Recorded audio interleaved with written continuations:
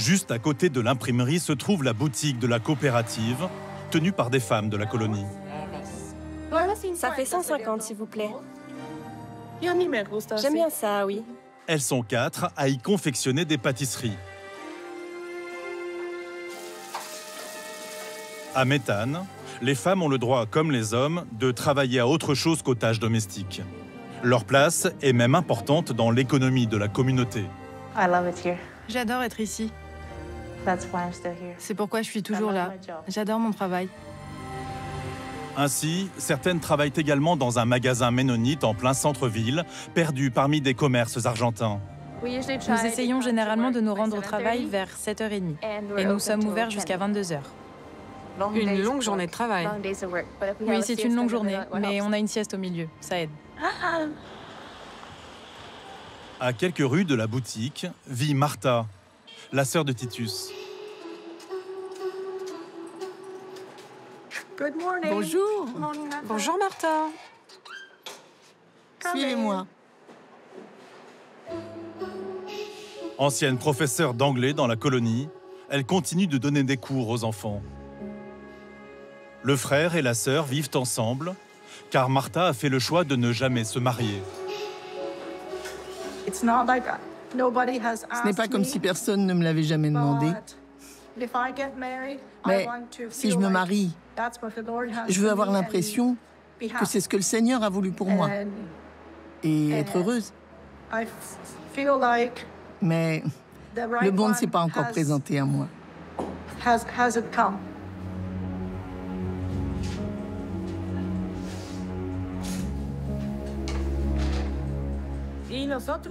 Et nous attendons la volonté de Dieu, parce que tout le monde ne peut pas se marier. Il y en a qui peuvent rester célibataires et d'autres qui se marient. La norme chez les Ménonites, c'est que les femmes mariées restent à la maison, s'occupent des enfants et gardent la maison. Tu ne voudrais pas te marier? Pas encore. C'est trop marrant d'être célibataire. C'est un choix pour toi? Je suis très contente de ne pas encore être mariée. Si cette colonie progressiste laisse les femmes libres de choisir de n'être ni épouse ni mère, il y a paradoxalement un domaine qui reste très codifié, la tenue vestimentaire.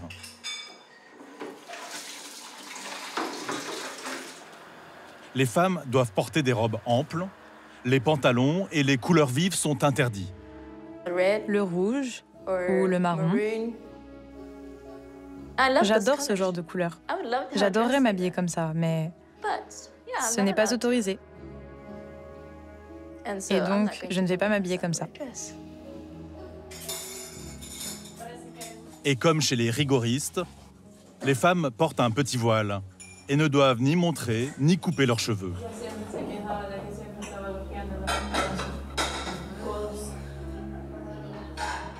Vous n'avez jamais coupé vos cheveux?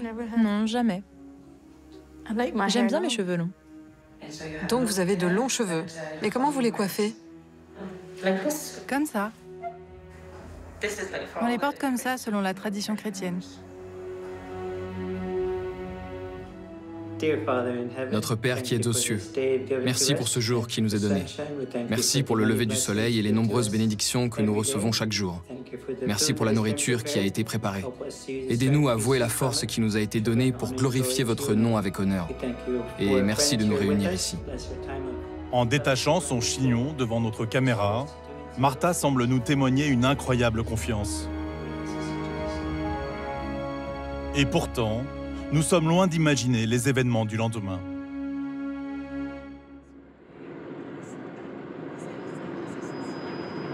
Ce jour-là, Titus nous a donné rendez-vous à l'église pour filmer la messe. Vu nos difficultés jusqu'à présent, c'est inespéré. Nous l'attendons près de 2 heures, mais personne ne vient et il ne répond plus au téléphone.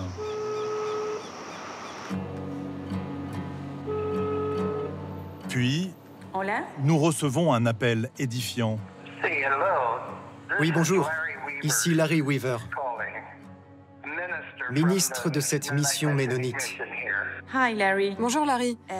Titus nous a dit que ce serait possible pour nous d'assister, de filmer la messe, de filmer l'office. Non, ce n'est pas possible. Pourquoi vous ne l'avez pas dit plus tôt? Parce que Titus nous a permis de filmer. Oui, je suis désolé, mais Titus ne fait plus partie de la colonie. Et il n'a pas le droit de vous donner cette autorisation. Titus ne fait plus partie de votre église? C'était il y a environ 4 mois. Il a été excommunié. Il a commis de graves erreurs.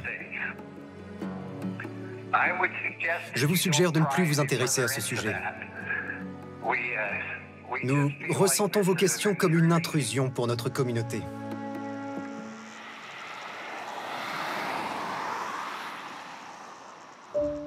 Excommunié. La pire des sentences pour un ménonite qui vit par et pour la communauté.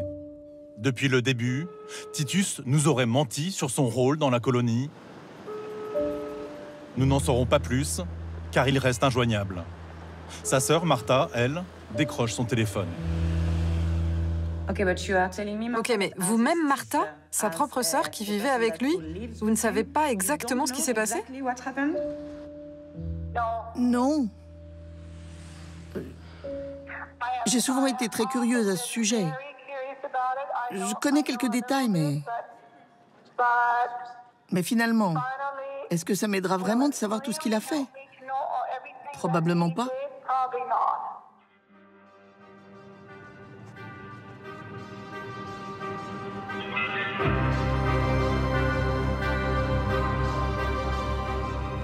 Le lendemain, contre toute attente, Martha tient sa promesse de nous faire rencontrer des nouveaux arrivants. Mais le trajet se fait dans une ambiance glaciale.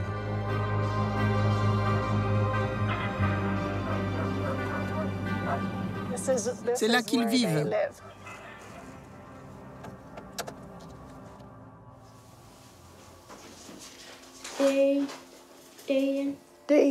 Sarah, son mari Abraham et leurs 5 enfants sont arrivés dans la banlieue de Methan il y a moins d'1 mois. Sarah ne parle que le Plattdeutsch. Mais Martha a bien voulu nous servir de traductrice.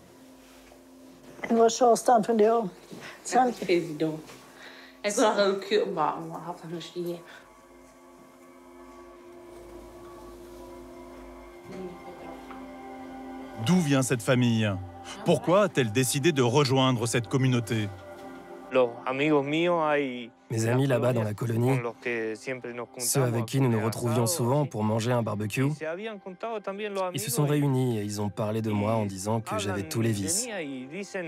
La bière, les cigares et la coca.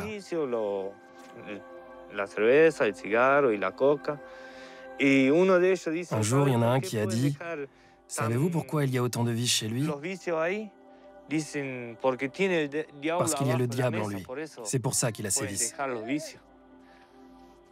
Donc ça veut dire que j'ai le diable en moi, c'est ça, non?